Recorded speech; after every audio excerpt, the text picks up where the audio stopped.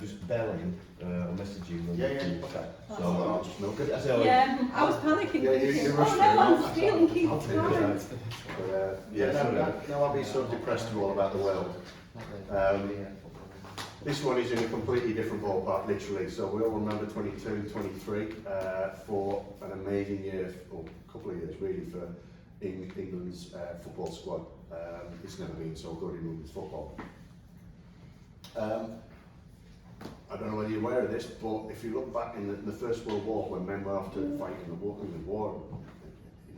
14 to 18, women kept the world going, they kept the country going by getting all the jobs done, all the factories moving, and that's the first time they sort of were allowed to, I suppose, because there was no choice. The guys were away, so the women stood up and they did their thing. Basically, the factories encouraged women to play sport as part of their kind of health and well-being, and they started to play football and form football teams for their factories. Now there's one down the road. I don't know how well, whether you're all from Preston or not, but Strand Road. There's a little plaque on the wall, a little plaque, Dick Kerr Ladies. And Dick Kerr and Coal Limited was the locomotive factory on Strand Road. The big part, one of the factories is still there. I think it was on the other side, where the houses is now. So if you ever go down there, go have a little look. But they were pretty notorious. Throughout sort of their sort of period of time, they were watched by almost 900,000 people. That's a lot of people when you think about how long ago it was, over 100 years ago. Yeah, it wasn't on TV. And it wasn't on TV, yeah. So this is physical people turning up and watching the women's game. But then this happened. It just makes your skin crawl, doesn't it? The game of football is quite unsuitable for females, and not to be encouraged. And that was the FA around, well, in December 1921. So women's football was banned, basically, setting the women's game back pretty much 100 years. But despite the ban, the Dick Kerr Ladies continued to play, so they did it over 800 games in different parks, fields, recreation spaces, and basically just the UK and abroad as well. And they raised loads of money, so again, they raised £180,000 for charity, which is, like in today's money, that's 10 million quid. So, it wasn't just the game itself, it's what they did as a team. It was phenomenal. Now, female footballers are really driving the game forward now, and it's taken a while for it to regain that momentum after clearly what's happened there. I've got a feeling that it was, I need to check this, I need to fact check this, but I'm sure it was not until the 1970s, late 70s, where women were allowed to play football again, formally. So it might be worth just checking that out, but I just know it sounds and feels really archaic that was actually the case. But obviously now, because of the sort of the standards and the level and the coverage, the kind of the fighting for inequalities, commercial growth, kind of really empowering. I mean, there's the Megan Rapinoe then on the end is like really fighting for equal pay within the sport in the States, because obviously women's soccer in the States has been pretty popular for a long time. So they really do start to, these sort of modern athletes and footballers are really starting to kind of hold the cards when it comes to the future. But who determines the brand? Because historically, all football teams, pretty much, probably it might be the odd exception, have followed male players and the male fans. And female football has sort of like been a little bit of a bolt-on or an add-on to it. And then we just start thinking about this, with it being so successful, well, why don't we change that? Why don't we create a female-first football brand? Do it, man. They've all been forced to adopt whatever was there before. It's like Chelsea women, there's Manchester City's women, they're all a bolt-on to that. So why not set this up?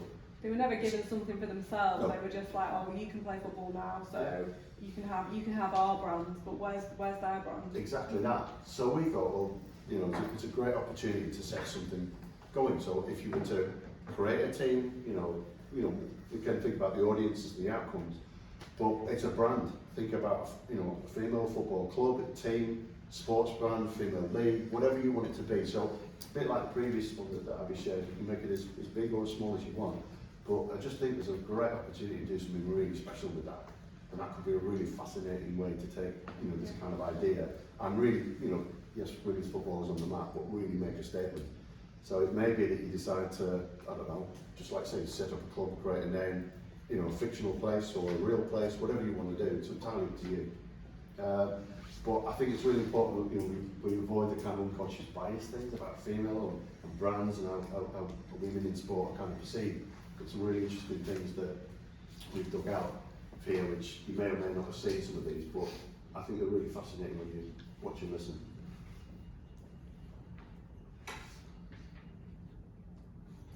Hi, Erin. Hi. Okay, so I'm gonna just give you some actions to do and just do the first thing that comes to mind. Show me what it looks like to run like a girl.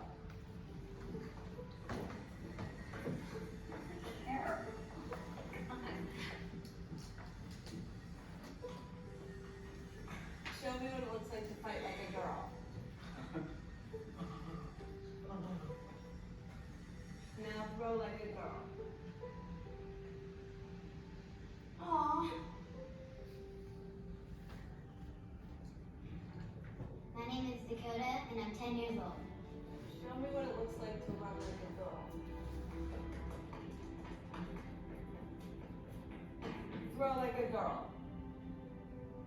Fight like a girl. What does it mean to you when I say run like a girl? It means run fast as you can. So do you think you just insulted your sister? No, I mean, yeah, insulted girls, but not my sister. Is like a girl a good thing? Actually, I don't know really if it's a bad thing or a good thing. Sounds like a bad thing. Sounds like you're trying to humiliate someone. So when they're in that vulnerable time between 10 and 12, how do you think it affects them when somebody uses like a girl as an insult? I think it definitely drops their self-confidence and really puts them down because during that time they're already trying to figure themselves out. And when somebody says you hit like a girl, it's like, well, what does that mean? Because they think they're a strong person. It's kind of like telling them that they're weak and they're not as good as them. And what advice do you have to young girls who are told they run like a girl, hit like a girl, hit like a girl, swim like a girl? Keep doing it because it's working. If somebody else says that running like a girl or kicking like a girl or shooting like a girl is something that you shouldn't be doing, that's their problem. Because if you're still scoring and you're still getting the ball on time and you're still being first, you're doing it right. It doesn't matter what they say. I mean, yes, I kick like a girl and I swim like a girl and I walk like a girl and I wake up in the morning like a girl because I am a girl. And that's not something that I should be ashamed of. So I'm gonna do it anyway. That's what they should do. If I asked you to run like a girl now, would you do it differently? I would run like myself. Would you like a chance to redo it?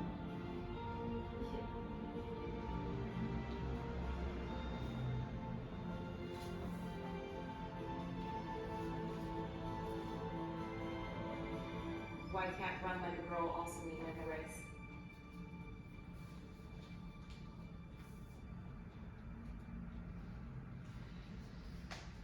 I think it's really interesting that. And unconscious bias thing, and I think everybody's guilty. I'm certainly guilty of saying things that are just, you just say it because it's a bit fun, a bit, you poking fun at it. But I think it's really important when you put it in the context of that, and it really does make you think.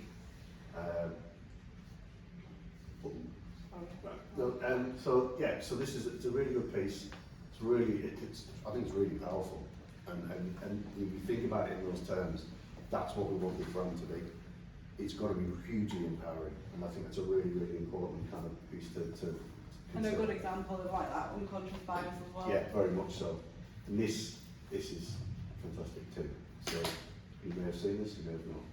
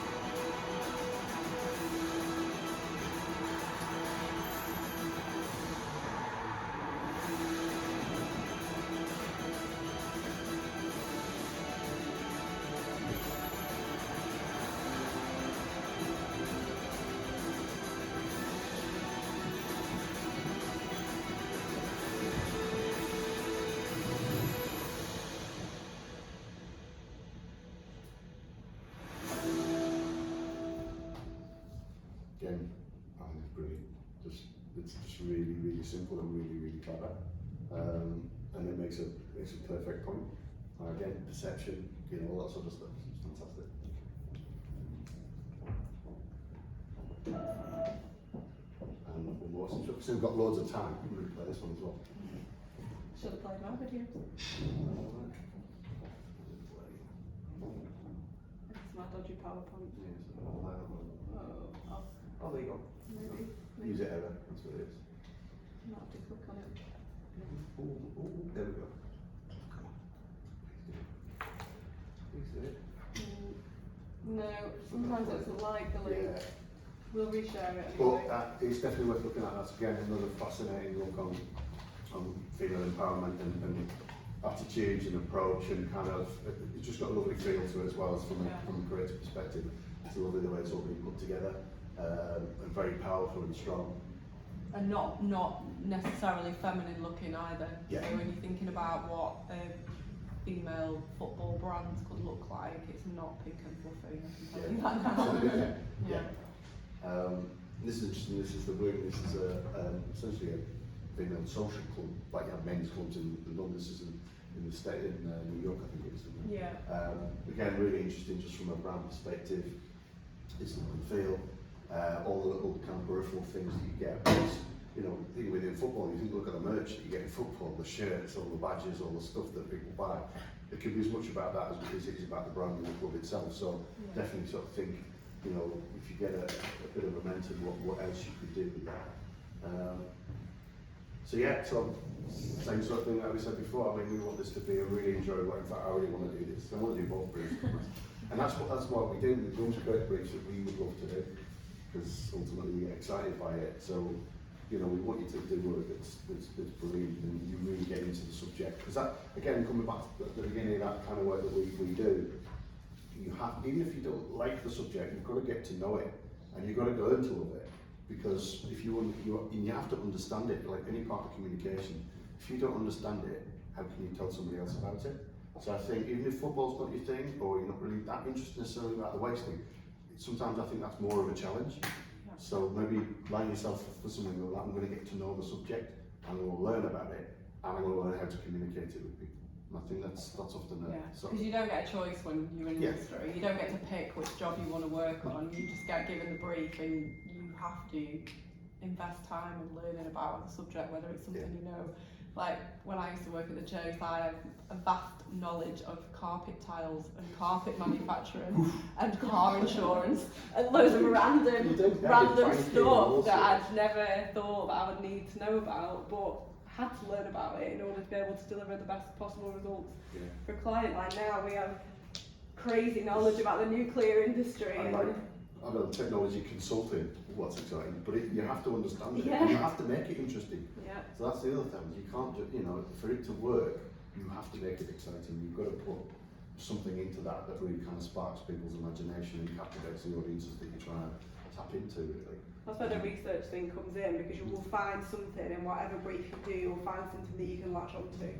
Absolutely. They're doing a little book. All right, I'll better show. Sorry, yeah, we'll come back after that. Yeah. No,